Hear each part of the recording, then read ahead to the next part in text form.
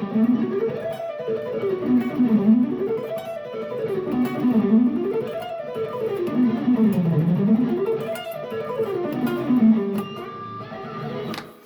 there guys, Rick here. Hope you're all doing really extremely well out there. I'm just going to show you just a little idea that I came up with. I've been using it for years, to be honest, but I popped it on Instagram about 3 days ago, so I'm going to sort of expand a little bit further about what it is that I'm using, and hopefully there'll be less obfuscation and more elucidation involved in this video. So let's get straight to it. What we're going to do is we're going to actually use a sequence of, in terms of numbers of notes per string. So and also we're going to play this particular shape in parallel by using just a G as a root note. I'll explain that in due course. Before I get into that, make sure you support me by checking out my website, details below. Lots of lesson material you can purchase from there, and it's a great way to support what I do. So anyway, let's get straight on with this. So the first shape is based on chord number 1 in any particular key that we're using. In this instance it's G major or G major 7. Okay, but instead of playing the arpeggio like that, what we're going to do is take certain number of intervals from that scale and play them like so. What we end up with is a sequence of notes in terms of number of notes per string. So we get 3 on the A, 1 on the D, 3 on the G, 1 on the B, 3 at the top. Intervallically what we have is 1, 2, 3, 5, 7. Then the octave we have 1, 2, 3, 5, 6, 7. So we get the 6th or 13th on the top E string. So once more, nice and slowly.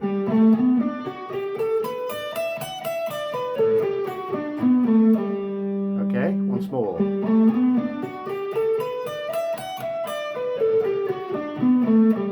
Okay, so that covers chord number 1. It actually covers chord number 4, but I'll get to that in due course. So that's our first arpeggio shape, a really useful shape. The way I played it at the start there was something along those lines. Kind of like a 13-16 time signature, or 13-8.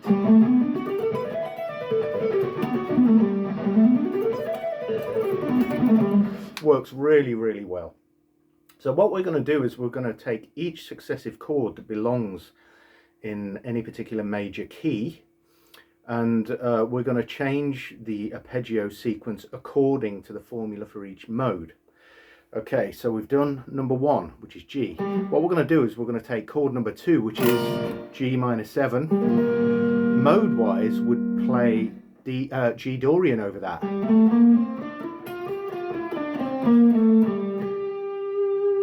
So we're going to use that formula to create our little sequence here. So if I do that nice and slowly,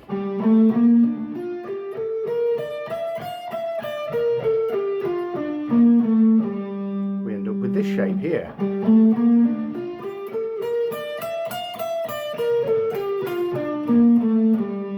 Great sounding sequence. Again we have 1, 2, 3, 5, 7. In this instance it's flat 3, flat 7. Okay. This is a little bit awkward, but it's, you know, nothing to worry about. Okay, so there's our shape for chord number 2. Chord number 3, again in a parallel fashion over the same root note, G. Okay, so we would have flat 9 in it. So flat 2 or flat 9, flat 3, 5, flat 7. Oh, sorry. Regular 5th,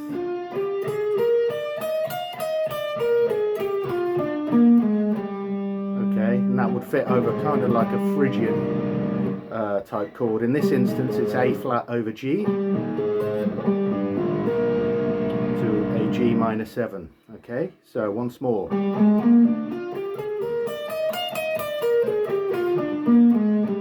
Extremely useful sequences and arpeggio shapes, these. Okay, so chord number 4 is exactly the same as chord number 1.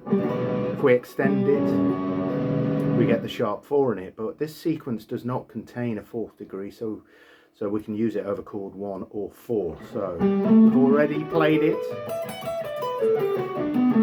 like that, and like I say, it fits over chord number 4. Chord number 5, Mixolydian.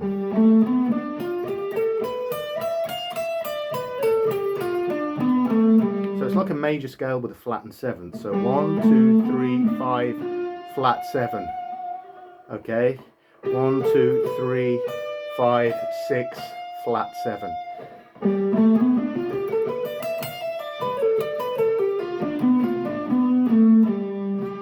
And that fits over a dominant chord, in this instance G7. Okay, you with me so far? Good. So the next is chord number 6, which is Aeolian. Okay, so we've got a flattened 6th in this, as opposed to this natural 6th. So what do we have?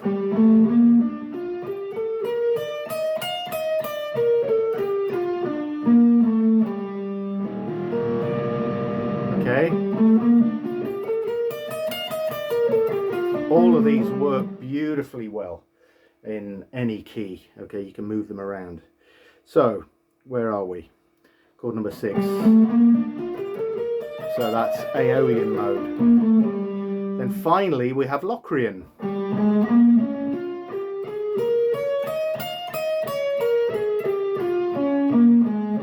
So those are 1, flat 2 or flat 9, 3, flat 5 in this instance, flat 7 root. So it fits over a G minor 7 flat 5 chord.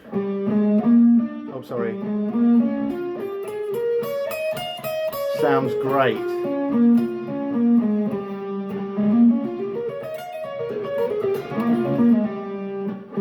And then we're back to chord number 1. Okay, these are a great way to negotiate our way across the fretboard. And we're just playing them in root position here at the moment, and it's a lot of information to take on board. So I suggest you memorize these, practice them slowly, mix them up a little bit. What I will do for you is I'll create a study so that you can get the best out of using these shapes. But check out for a video coming soon on that. Anyway, I hope you've enjoyed this video. I'm still in the midst of setting up some stuff for my new setup. It was a right mess in here, so I've done a lot of painting, sorting things out, as well in terms of using the gear. I had hit a few brick walls that I had to overcome, but I have overcome them. But still, you know, I've got to tweak 1 or 2 things before I get back to doing it properly. So it shouldn't take me long, a few more days, and I'll be back to normal. So thank you very much for watching. I hope you've enjoyed it. If you did, hit the subscribe, hit the like button, and leave a comment. It's always great to hear from you guys. Anyway, hope you're doing great out there, and I'll see you in the next video. Cheers, guys.